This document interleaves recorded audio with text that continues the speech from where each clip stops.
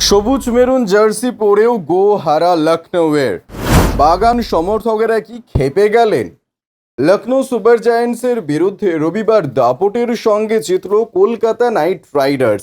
সেই জয়ে বড় ভূমিকা ছিল ফিল সল্টের। ইংল্যান্ডের এই ওপেনার ম্যাচ শেষে জানালেন খেলতে নেমে গোলেই যাচ্ছিলেন। ইডেনে ৪৭ বলে ৮৯ করেন সল্ট, ৪ মেরে ম্যাচ জেতান তিনি।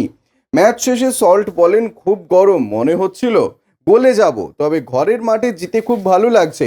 সূর্য যতক্ষণ ছিল পিচটা স্লো ছিল, মাঠের ফার্টলাইট জ্বলার পর আর্দ্রতা বাড়ে, তাতে বল ঠিকমতো ব্যাটে আসতে শুরু করে।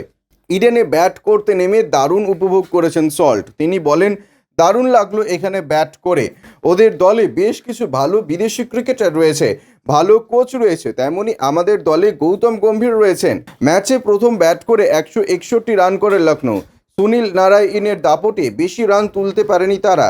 ৪ ওভারে মাত্র ১৭ রান দেন তিনি। তবে কেকেআরের দ্রুত রান তোলা নেপথ্যে ছিল সল্ট।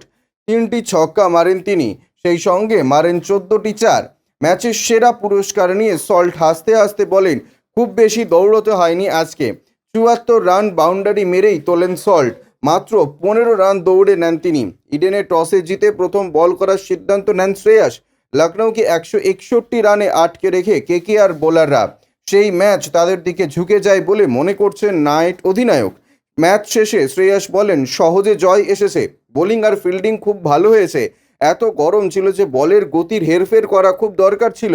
উইকেট শুকিয়ে থাকায় বল একটু থমকে আসছিল। বোলাররা খুব ভালো পিচের ব্যবহার করেছে, যা পরিকল্পনা করেছিলাম কাজে লাগিয়েছে, তাতে সুবিধে হয়েছে। ব্যুরো রিপোর্ট, ইউজে নিউজ।